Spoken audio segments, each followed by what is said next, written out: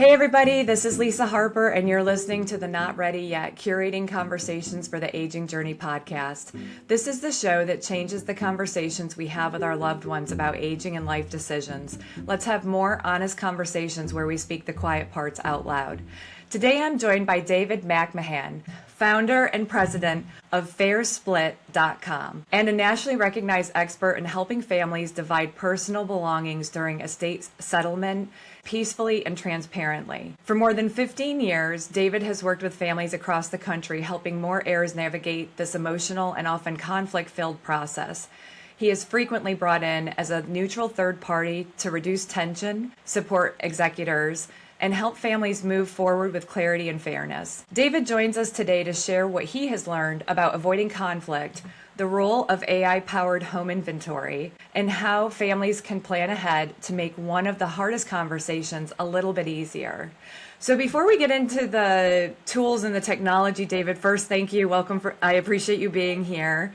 I'd love to hear your story because I know in past companies you have created products that have sold millions worldwide, and some of these are household names, companies that everybody here would know. They've been featured on People, Time, Newsweek, USA Today, CNN. So we're talking about a family's moment of conflict, and I mean, people avoid this. They don't want to even do it because of the emotional, the dynamics behind it. So could you tell us, like, what was the aha moment that made you shift from what you used to do to now and helping families split their personal property in a better way? Well, thank you, Lisa, and thanks for having me on the show. I'm so happy to be a part of a preemptive solution now versus picking up the pieces from something not well planned. And let me start by saying, too, we do work with a lot of families that anticipate or are maybe in the midst of some conflict.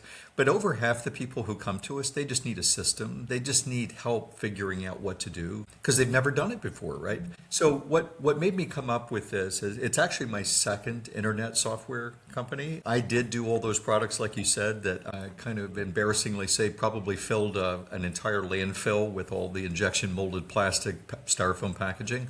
So when I sold that last company, that I wanted to turn my creativity toward a non-carbon footprint solution, and the internet was just kind of coming along. This was back in 1998. And I did a product called eCard Gift Notice, let them know the gift is on the way. So you might have used it on 800 Flowers or Harry and David, or gosh, back then, Overstock.com, even American Express, Visa were using it. It was a way to let the people know the gift was on the way if it was going to arrive late. And I ran that for 16, 17 years, and it didn't. Some of my biggest customers ended up just copying it. So I ended up deciding, okay, I need to do something else. And I thought that was fun. That's still related to gifts and what I used to invent and, sell at Macy's and Sears and QVC or whatever. But I wanted to solve a problem. I wanted to do something that actually made a lasting difference for people, not just a funny gift item or that kind of thing. And I decided to think about where are the most painful times in my own life that is there a solution that might have helped? And my father passed away quite young. He was only 45. I was 25. My sisters, I lived overseas. My sisters lived in different states. And back then, my youngest sister had to go to his apartment, figure out what somebody might want, send it to them, and then clear out the apartment. Nobody expected him. First of all, he died at 45 years old, so nobody expected him to die that young. But, it's funny when we're talking with this group, I talk in front of groups that the people are 75 and 80, and they still don't want to talk about, I may die soon. Oh, right. And how to prepare for that. So anyhow, I landed on helping in that situation, helping my sister that she could have at least listed everything and let us all give her input. Like, I'd be interested in that. Could you send that to me? And then my own divorce, which was, it was amicable enough, but then we still had to walk through the house together and figure out, okay, you get this, I get this. And it would have been so much nicer to do it on a neutral platform, like online versus, and then you did that with spreadsheets back and forth. That's how people do estates and things, spreadsheets back and forth, put a link to the Dropbox photo file. And it was all so clunky. I decided with a little creativity and some software development, we could make this easier. So that's the background. Wow. Yeah. And I always say a lot of it is a personal story. When you find your passion, that's why the podcast is here. Both of my parents are gone, they've passed away, I feel an obligation to other adult kids. Like, hey, maybe you want to know about FairSplit. Hey, maybe you've never heard the term aging in place. I think I shared with you, my dad had 3 storage units, and I didn't know that until about 6 weeks before he passed.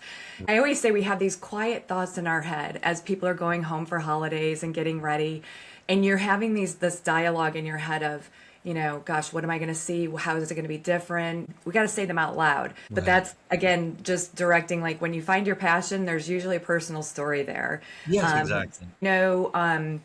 You were saying that it's in any situation, divorce, death, and even prior to, that's the hope, is being preventive and saying, let's do this now so we can, have conversations and tell the stories. Yeah, because the estate planning side is where it all starts. That's where not doing that well is where you have areas of conflict, because as we talked about, transparency is important, and having it all online we've made possible, so that solves the transparency problem as long as everything gets listed. But the clarity of what should be done, what would mom and dad have wanted, how did they plan for this to go, and it often gets overlooked in the estate planning part. And then in downsizing, most people have a 2-step process. It's not just they live in the house forever and then they pass and you have to divide. They usually get moved to assisted living or to a small apartment. And you end up having to do pretty much the same process. Does anybody want any of this? Before I sell or donate it, mom's a little scared. Well, I don't want to just sell or donate that. Maybe my grandkids would want it, or maybe my kids want it. And most of the time they don't. I'll concede that. Most of the time there's very little that anybody wants. Maybe a few memorabilia things, a few things that remind them of, like for me, I had my dad's little marble shooting trophy that I have liked having there. But yeah, there's lots of times that it would be helpful to have a system and have an understanding. And then the parents, you and I were talking about this before, the parents are sometimes just nervous to talk about it because they think, oh gosh, if we talk about our demise, then it's going to happen, right? Yeah, we're inviting it. We're inviting it. The truth is, yes. But we're going to talk, I know today we wanted to talk about some subtle ways, especially coming into the holidays. I tell people you can't divide things until you list them. You can't figure out what you're going to do with things until you have it all organized as here's all the stuff we're dealing with. So one of the things that has really made it cool and possible is AI inventory. So for 14 years, we've been doing this live. It started 15 years ago. You used to have to manually take photos and type up what's in the photo, categorize it. It took 40 to 50 hours a lot of times to list everything in a typical home, or maybe a larger than typical home, 30 to 40 in a smaller. Now with AI, it's 3 to 5 hours. Wow. All you have to do is take the photos, just click, click, click, just go around as fast as you want to take it with your phone, upload them into the FairSplit room, and then hit submit to AI. And AI is going to name it, describe it, give you the cubic footage, estimated value, which you would want to double check.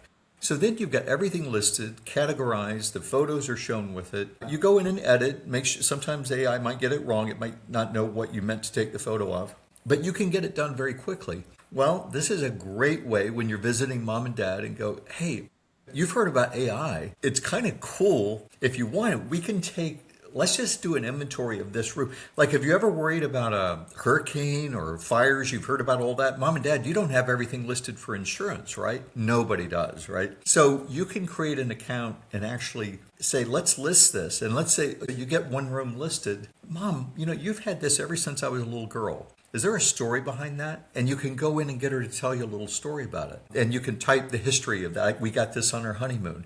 So now you've kind of broken the ice. And a lot of times it's when you're visiting for the holidays that you realize either mom and dad don't have long for this world, or they don't have long for staying in this house. They're just not going to be able to stay here. We're going to have to deal with this whole house full of stuff. Well, how can you do it subtly while you're there? Spend an hour photographing everything, get it uploaded in the system, let mom and dad know or think you're doing it mostly for insurance purposes. And then you go, well, Mom and Dad, would it be helpful for you guys to know what any of us might want? Like if you've done stuff in your will, or like a lot of families over the years do like a green dot for David, red dot for Lisa, and they start go around putting dots on things. Well, my best friend in college growing up, we'd go back to his house and he and his sister would go around switching dots just to mess with his parents. So this is a better way to encourage One thing that parents don't seem to realize is legally, and I don't give legal advice, but I've come up with this so many times, if it's not in writing, it's not real. Yeah. So these ideas that, my mom promised this to me or my dad promised this to me, if all the siblings go along with it and go, yeah, we were aware of that, that's fine. But if it's just a verbal and anybody disagrees, if you have a long lost sibling that's only going to show up for the funeral and want their share, they don't have to agree to it if it's not in writing. So there's something called personal property memorandum that can be attached to a trust or will that says, I bequeath these items to these people. And you can use the FairSplit system. You can go in and make notes on items and go ahead and designate that it goes to Lisa or it goes to David and put a note. I'm leaving it to them because they were on this trip with me and we bought it together. Or you can do things that just solve the challenges of uncertainty when you go into that part. Yeah.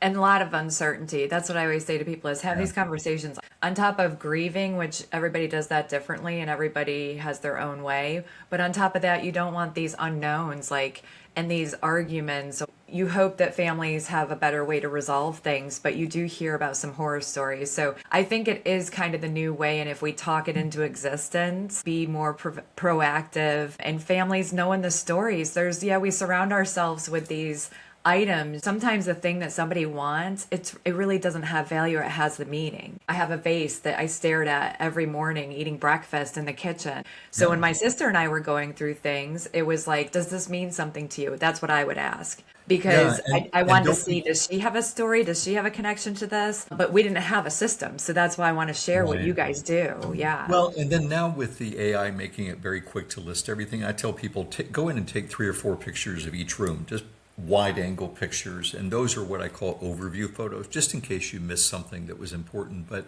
I think I was sharing with you the story. There are 2 that come to mind so quickly that what's important, what does they say, one man's trash is another man's treasure? It's the same with siblings. It's the same with even sometimes a grandkid that has some memory of grandpa teaching them how magnifying glasses work, and all they want is that little magnifying glass. I have that from my grandfather, actually, a little leather-bound magnifying glass still. 2 things quickly that come to mind. Sometimes the executor, the oldest child, maybe they got chosen as executor because they're the most practical. They're the most efficient. They just get things done, right? So I had a situation, a very nice man, this brother was charged with clearing mom's house and everything. So he just went in, got a dumpster, and he just decided to get rid of everything that he knew was junk, right? Just and then I'll use the FairSplit system to let all my siblings figure out what they want. His sister was distraught, crying in tears. He had thrown away a rubber shower cap with little raised roses on it that I remember those.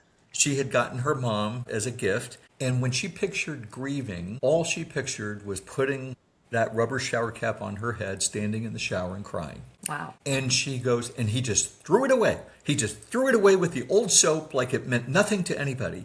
And that's all I cared about was that one thing.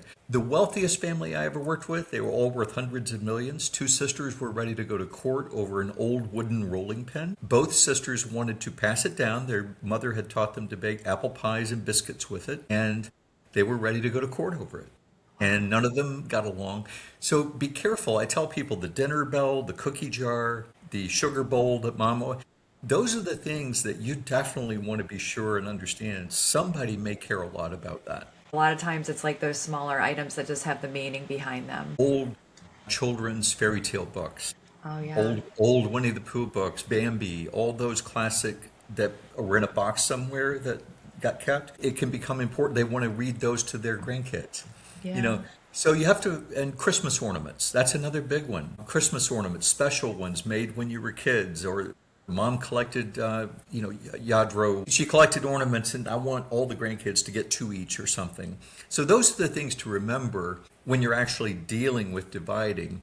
But you mentioned something, Lisa, about value, and this is, I think, a good place to mention this too. The parents need to build into their trust or will, or at least make it very clear to all their kids so there's no argument. Do they want things appraised and valued? Now, in high value or high net worth estates, you have to get everything appraised and valued because there's tax ramifications and things like that. But I'll have a lot of families that come to me and go, Mom and Dad wouldn't have wanted us to put values on things because that's making it about the money. Let's just do the take turns choosing and we'll do that. that might be true for most of, like if there's 4 kids, that might be true for 3 of them. One of them might have had a tough life. They may actually need the value. And do they need the value and maybe they're going to sell it? That's their prerogative. They're entitled to their share of things, right? There are certain things that sometimes I tell people maybe just have appraised or get the values for things worth over $500 or over, because what can happen is if one sibling, they say they don't care about the money, and it's kind of like say, we don't care. Well, wait a minute, they got like 75% of the value. We only got 15%. Now it doesn't feel good. Right. So you want to anticipate this. And if possible, the parents could build it into their letter of instruction. Equalize the values of things worth over $500 or equalize through. And then those values, I tell people, if you're getting it appraised for cash value, like jewelry, or if a car is wholesale value, what will the jeweler pay you for it? What's the meltdown and stone value? Should be transferred or accounted for at full cash value. But like when our AI says that table's worth $150, you can discount that by 40% when you're dividing among the kids, because to get to the cash value of that, you'd have to hire an estate sales company, or you have to put it on consignment. There's a cost of getting the value. So we recommend that people discount everything in the estate and I'll tell you where that helps too. Well, and then the other thing that can cause additional conflict is this inflated perception of values. So for the most part, antiques and old Persian rugs and all those things that meant a lot to people 40 years ago when I was buying them when I could, or 30 years ago, most antiques now are just old brown furniture. Yeah. They don't get much. Persian rugs, I'm seeing Persian rugs selling for under $1,000 that used to be $10,000, $15,000 20 years ago. The example that came to mind was a family had 2 silver collections, and they thought it was worth $250,000. They had decided this was $250,000 worth of silver. It had been collected for 4 generations. It was this, and how they had arrived at that was they went to Replacements Unlimited and found that pattern and said, oh, each place setting is $125, and we have 24 of those, and we have this and this, and they did it that way. And I go, look, that's what Replacements Unlimited sells it for. Ask them what they will pay you for it. And it was almost 10 cents on the dollar. Yeah. And all of a sudden, instead of being all concerned about $250,000 worth of silver to be divided, it was $25,000, and for this family that was almost nothing.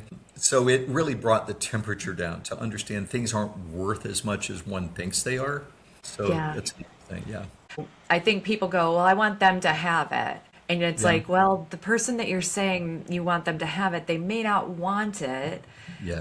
And now we've just passed on, a logistical activity, especially if they don't even live in the same area. But I do love how you said that, because, working with other companies, in order to get the value, there's a cost of doing business to get that value. There is. Yeah. And even from a tax standpoint, the IRS allows you to put a selling or a selling discount to come up with what is this estate value worth. There's just a recognition. There is a cost of getting cash value. And you typically don't want to charge your family members more than what the net cash value would be in terms of equalizing and imagining, does anybody owe and it comes up a lot too, like somebody that's one of the siblings is going to buy the house from mom and dad, and they want to keep a lot of the furniture in it. Well, that's fair, and everybody's usually happy with that. On the other hand, they also got all the furniture. So some reasonable low-cost value for that would make sense for the other siblings to think they had it. One of the siblings, I think it was in that estate with the silver I was talking about, he had done well, but he lived on a sailboat in Marina Del Rey. And he goes, look, I don't have room for anything, but I want my share. If it's worth $200,000 and there's 4 of us, I want my, $50,000 worth compensation. So David, your perspective on helping these families over the course of, almost 15 years, seeing this play out in families over and over again. So how does FairSplit come into play? Like, how does it work? Can you walk us through what this online tool really does? Sure. As I said earlier, to divide things or make decisions about things, you have to get them listed. So the one of the first things, and there's probably 100 home inventory companies. So if you've gotten it listed, if you wanted to list it through someone else, it's fine. It could still upload to us. But What we wanted to do is make it easy to list things the way you need to divide estates. So we do room by room, the house room by room. You take the pictures, you put them into the room, let AI list it, or you can list it if it's certain things you want to list. And then you can invite the family members in. So you've created a private family account. You create the inventory, let's say first, or if you know you're going to do a downsizing or an estate, you go ahead and create that account with FairSplit. And then you get everything listed, and then you can invite your siblings in as what we call devisees. We call them that because we don't know if they're heirs or if they're just living children of someone downsizing or if they're divorcing. So we call them devisees. And you can invite them in and they can review everything. They can see everything that's available. They can organize it. They can create reports, kind of figure out whether there's things they want. And then our system, once everybody's got it, they help check. Is anything double listed by chance? Or, oh, wait a minute, is that vacuum cleaner? That's the one I loaned Mom 2 years ago. We shouldn't be listing that to divide. So I tell people, don't start dividing things until you're sure the list is correct. If it's something's double listed, now you have to deal with, oh my gosh, 2 people got it. How are we going to?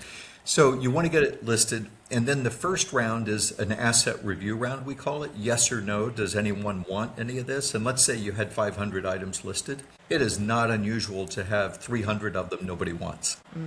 That they have no room in their house for it. It's not needed. But you've now gotten permission from everybody.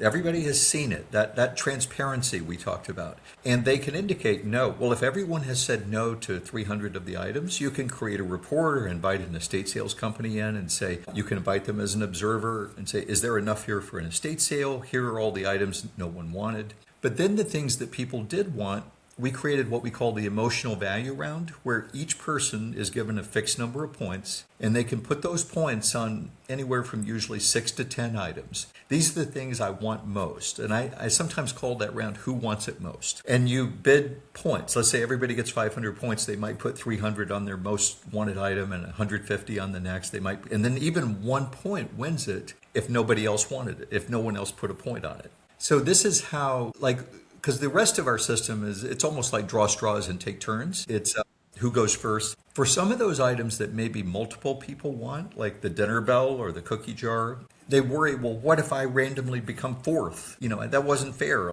So we say, okay, well, who really wants the cookie jar the most versus the dinner bell? So it kind of helps distribute the emotionally charged items, get those out of the way. And then everything else uses our selection order rounds, which is you put everything in your ranked order, your top choice to bottom choice in a round. And then if there's 3 of you and the will or trust doesn't call for something different, you go 1, 2, 3, 3, 2, 1, 1, 2, 3. It's called the snake order. It takes the top item on each person's list that's still remaining and awards it to them. It's the same way fantasy draft works in fantasy football. So it's very fair. Interesting. And it gets it out of the way, and then everybody is assigned all their items. If there was equalization, our system tracks the value, so it says, okay, Lisa got $6,000 worth, David got 3, they both should have gotten 4, so we need to balance that. Some people balance it by Lisa puts some things back in that David can have, or they swap. But if they need another system, usually people just say, okay, you got 2,000 more than you should have. We're going to take that out of the sale of the estate, out of the sale of the house, and balance that way. So it's easy. Wow, that's so interesting. Do you recommend people go room by room, or are we doing the whole house? What are your recommendations? No, that's a good question though, and I've had people want to do that. You definitely get everything listed room by room and get it all up there. But in terms of the rounds, the emotional value round, it includes every single thing listed. Because again, what's important to one person may not be important to the other. And why would you want to have a round that the things you want, Lisa, are not included, right? Right. So you want to do it that way. And then if there's still several hundred items or 1,000 items left over for the selection order rounds, I've had people go, well, let's do the jewelry first, and then we'll do the furniture, and then we'll do that. And I go, I've had so many people suggest that, and let me tell you why that's not good. If you've got a sister 2 states over, she doesn't want any of the furniture because it's going to cost more to ship it than it's worth. So she's only going to want jewelry or art. And then this person is only going to want this. So what I try to do is from that yes/no round, yes or no, who wants it, it shows me a list of everybody who wanted everything. And I try to include, and I only put 2 to 250 items per round. So if there's 750 left, I put a balance of things that one person wanted, two people wanted, all three wanted. I do a balance of categories. I put some furniture. I try to create kind of rounds that are all inclusive of things. Everybody's going to want some of this. I will share, we are about to launch in a few months a totally new system that you can do it all in one go, and it's going to be awesome. Okay. But the system we have has worked great for 14 years, and it's fair. Families have loved it. It gets them through it.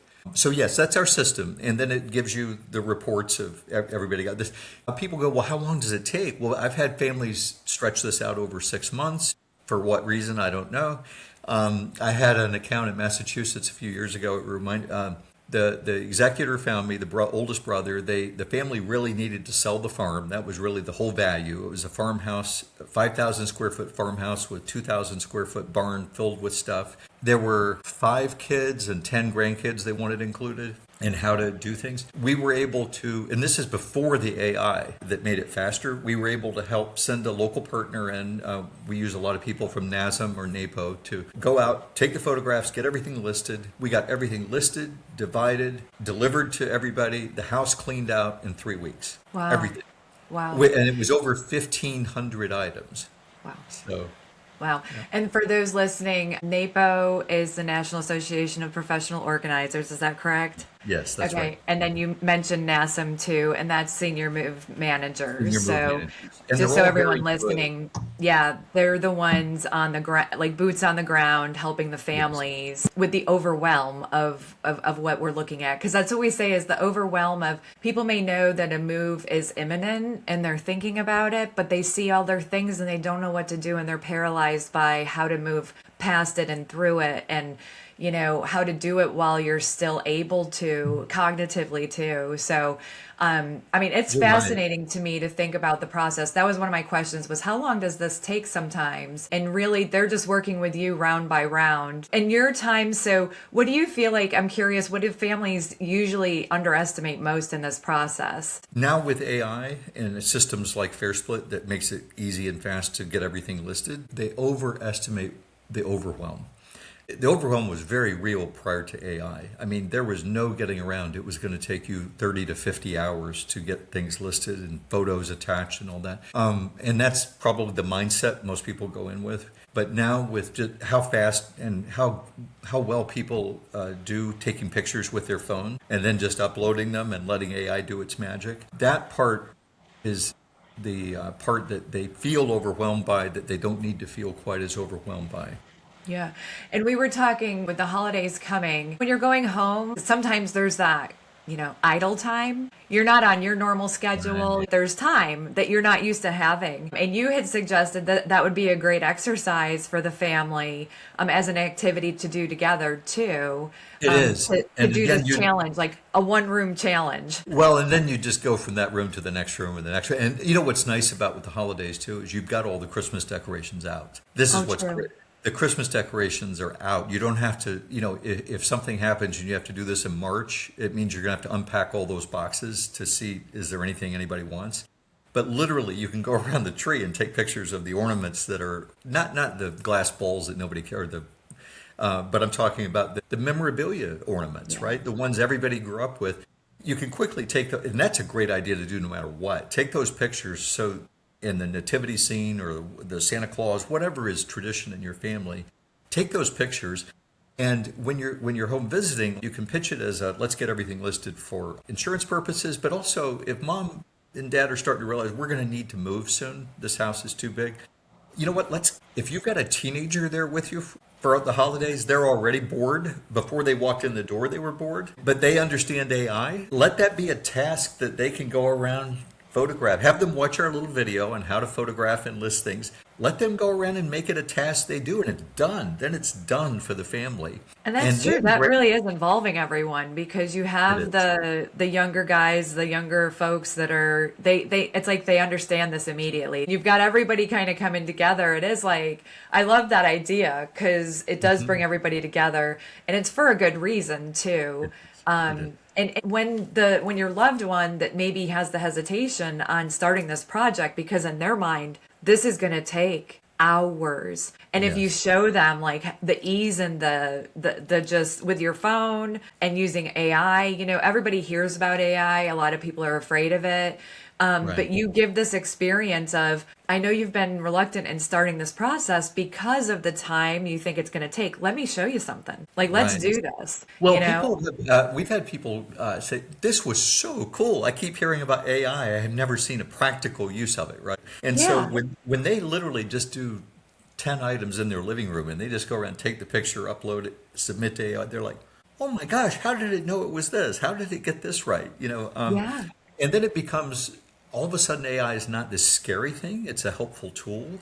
And half the family has never pictured how would it ever help me. And Right. so it's kind of a fun thing to do.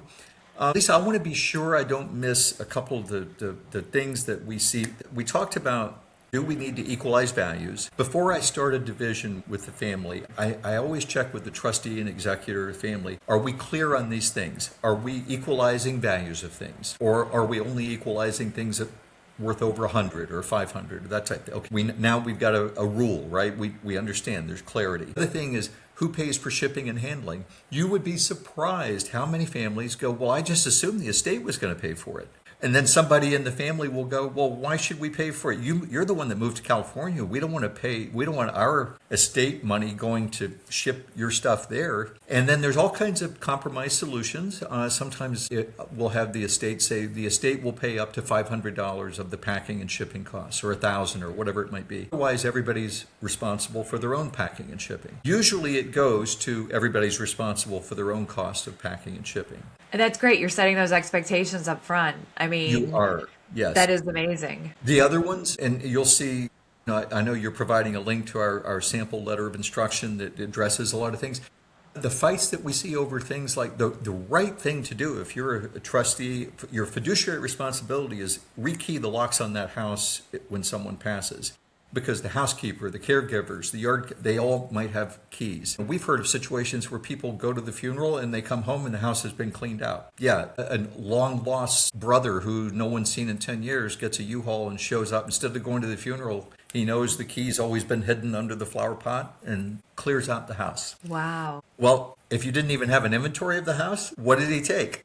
How can you even accuse him That's a of puzzle you can't even put back together. you can't put back together. And there's all kinds of those reasons to prep better. But also, gosh, I can't tell you how many executor trustees I have that tell me, well, they made me the executor. I know that means they want me to do all this. I know. And the overwhelming part, taking all the photos. When I say it's a 40 to 50 hour job, it used to be. If you think about that, nobody has 40 or 50 hours to just go spend. So it becomes weeks. They go for 4 hours on one weekend and do some stuff. And then they go another. It takes weeks to get the whole family wants that house to be emptied and sold as soon as possible.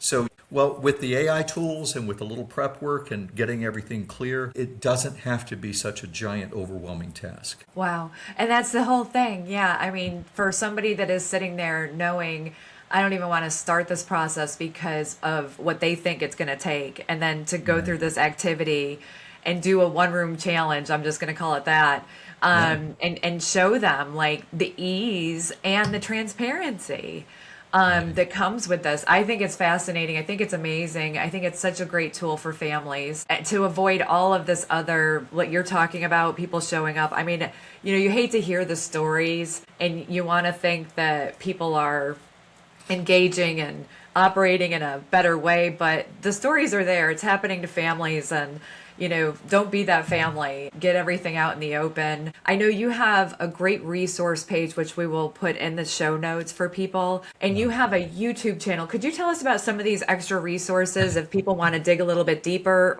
So Lisa, like we talked about, I do have a resource page that has a lot of helpful things that some of them I developed with attorneys, estate planning attorneys, after webinars that I'd done in front of the professional industry. Sample letters of instruction, which is very helpful. It can be edited. It can be edited, and then your parents could add it as part of their trust or will. It's a document that helps the whole family understand what did the parents want. It gives permission to change the locks on the house when they pass. It gives permission for the executor trustee to hire help. That's what I was going to say. Some of these executor trustees, they think, well, mom made me the executor. I guess I have to deal with all this by myself. And they don't understand that estate proceeds should be used to help with that. It shouldn't be. It's already a giant burden on the executor trustee. It's a ton of work, right? And sometimes they don't really believe, or they think their siblings will be mad if they use estate funds to help them get this stuff done.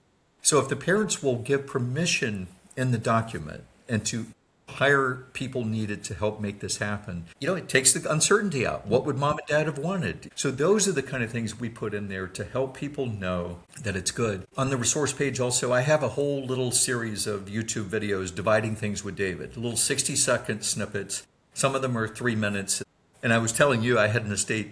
She was an attorney, but she wasn't an estate attorney, and she'd been made executor. And she said, I just keep crying looking at this 5,000 square foot home filled with stuff. And I'm thinking, this is just overwhelming. And I've got my work. I'm still doing my job, right? How can I? And then she goes, I found your site. I found your videos. Every video I watched, I got more relaxed. Okay, there's a tool to help. There's a way I'm going to get through this. Oh. So feel free to use those, look at it. Oh, I was going to say, some people find they can do our home inventory tool. They get it all up. They invite their family members in as observers. They don't upgrade and pay for our division tools. They literally get on a Zoom call and draw straws and take turns, and they mark in our system who got what. If you can use it, for the $79.95 on the inventory, or actually Lisa's going to give you a coupon code that is going to make it free for you, you are welcome to. We just want to help. So these videos will help. The ability to just use this as a tool to provide the transparency. And then if you are confident you can get through it, that's fine. There was another part we hadn't talked about, Lisa, why the FairSplit system is helpful for families is that it's online. Nobody actually has to show up at the house. Nobody has to take time off work, travel in, arrange schedules. You log in and you do your part. You make your selections on your own time. It can be during your lunch hour. It can be before you go to work. The other thing it does is it avoids the face-to-face. And I tell people it's not always with conflict. Sometimes you have the people pleaser, maybe the youngest daughter, is always trying to make everybody happy. So she thinks brother Bob is going to want that. So she doesn't choose it. And then the next thing you know, Lisa chooses it, but she's the daughter-in-law. She's not even a sibling. She was there in the room, though, and she chose that. And that was my mom's, and I should have chosen. And all of a sudden, you get these conflicting things. By not having it be in person, by having it be online, it keeps all the emotional charge and second-guessing out of it. You're just putting your choices, and it's cleaner. That's amazing. And we didn't talk about, but I mean, it's obvious, I think, to most people where, there's so many blended families now too. Yes. And so you have not only grandkids, but you and in-laws, but you also have, step and, somebody remarried. And so it just, it could get, and some of those people may not want to be in the same room with each other. Like you say, online, it takes all of that away, and the travel and the unnecessary time away from your family. Yeah, there's so many things here that just make sense. And with your new, and maybe we'll have you back when you do have this next rollout to explain, how it's going to change and how AI is going to, be utilized even further. Do you have anything else that we'd be remiss if we didn't mention here? I just want to make sure I always give everyone an opportunity. Well, if you are actually about to have to divide things, we had a lot of people that go, well, we want to do the siblings first, we want to do the natural heirs first, and then we want to do all the grandkids second. And then we have families that get upset with the first 2 years. A lot of people were asking for that, and it made sense. And I kept seeing conflict after conflict because the people would go, well, we pinky swore that we were only going to choose the things we wanted and then leave everything else for the grandkids. But I know my sister chose that dining room set because her daughter needed one, and she broke the rules. And the reality, what we tell people is invite the grandkids in as observers, so they can go in and look at have them give their list of things they're interested in to their parent, and then have the parent include those in their choices they make. Because every heir has the right to choose things for whatever reason they want. If, to say you're not going to choose it because your daughter wants it someday, that's silly. Of course you can choose it because you're choosing it because you want your daughter to have it later. Yeah. So and I tell people, there's no reason you should be good at this. You've never done it. There's no reason you should. says, you don't expect these potholes or quicksand because you've never done it. That's where Yeah. FairSplit and the videos, and that's where we try to help. Our slogan is divide things, not families. And our whole thing is, look, let's help you avoid these potholes. Let's help you avoid the conflict by setting it up correctly to begin with. Yeah, divide things, not families. What a gift to give other families, for sure. It is pretty impressive how you guys have streamlined this. So for the promo code, it's NRY try AI, all capital letters. It'll also be in the show notes. But David, could you tell our listeners what this is that you're giving them? Because it's a wonderful gift. Yes, and share it. We want to share this gift. This is the ability to create a starter inventory, which is good for a full year, unlimited number of items. It means you can go in and catalog the entire house. You can go in and create it. You can create an account for your mom and dad. You can create an account for your own house if you want to document for insurance. When you create that account, you can invite other people in as observers. So it's not using our rounds. It's not using the yes, no, or the emotional value points or the other. But it gives you that full inventory of the house so the family can go in and look at it and deal with it. Or the parents can say, hey, I want to bequeath these things. Okay, let's put the notes in here, mom and dad, and let's print it out, and you sign it, and that becomes part of a real document that has some validity. So the free part is the AI inventory, and you can list 3,000 items in that if you want. Oh, wow. And we're happy to provide it. That's amazing. That's amazing. And so the next level, if they wanted to get into the rounds, if they get the inventory in there and they're like, we really do need help, they would just Yes. reach out and add on a service. They would upgrade. They would click the button upgrade here, and it would show them the pricing. And the pricing is based on how many items are we dividing, how many siblings, how many heirs or devisees, as we call them, are going. And that's how the pricing. And then whether they want to hire me as the administrator, have me coordinate with the executor. And usually that's the case because usually the executor trustee is also one of the kids. And there's a little paragraph they usually send out is, I've recused myself so that I'm the same as any of the other heirs, and we've appointed David as administrator of this process, so there's no real or perceived feeling of advantage. Gotcha. And so for a basic estate with me serving as administrator and doing it is probably $750 range, and it could go to $1,600 on a bigger estate. If we're dividing over $250,000 in listed personal property, it jumps up more. Just people spend $700 to $800, and my goal is for most people, it's less than 1 hour of your attorney's time. So by the time you could talk to your attorney about here's what we're thinking, you've already covered the cost of doing the whole thing with FairSplit. I appreciate this so much for our listeners because I think this is one of the biggest hurdles that people have. And like you said before, there's also a reason for insurance and natural disasters. I know you're in California. When we were personally just having our own conversation talking about the fires that you guys have gone through and that you continue to go through and the natural disasters. I'm in North Carolina. And just the hurricanes and Hurricane Helene, how that devastated. And you hear these stories of families trying to recover from that. And, they didn't even they're like, they're hoping they can access a Google login once they get to somebody's computer. It's just, it's that moment of everybody says, oh, it's not going to happen to me. And we don't want it to, but we have so many tools available to us now that be proactive, take that initiative, right. Be the adult kid that says, and that's why you're listening, be the adult kid that says, hey, oh my gosh, have you guys heard of FairSplit? And by the way, it's FairSplit.com. Have you heard of this? Let this podcast start that conversation. That's 100% what this is for. We have so much at our fingertips.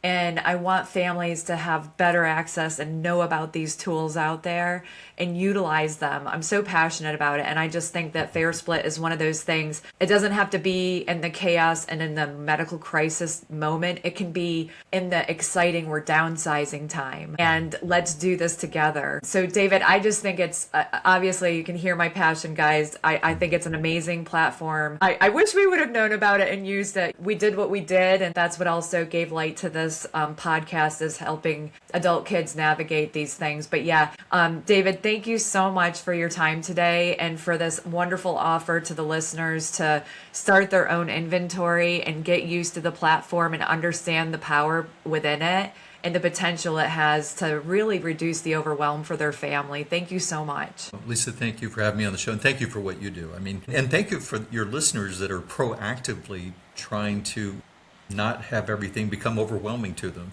So hats off. That's the first step, is just knowing this is coming and prepping for it. So thank you so much, Lisa. Oh, you're so welcome. Thank you. Thanks for joining me on Not Ready Yet, Curating Conversations for the Aging Journey.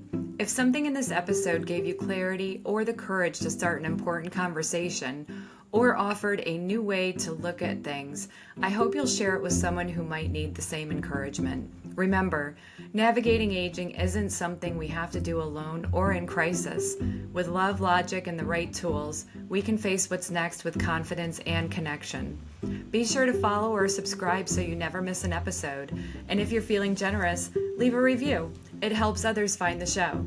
And just a quick note, the information shared on this podcast is for educational and informational purposes only. It is not intended as a substitute for medical, psychiatric, legal, or other professional advice. Always consult a qualified professional for guidance tailored to your unique situation. This is Lisa Harper, and I'll see you in the next episode. Bye for now.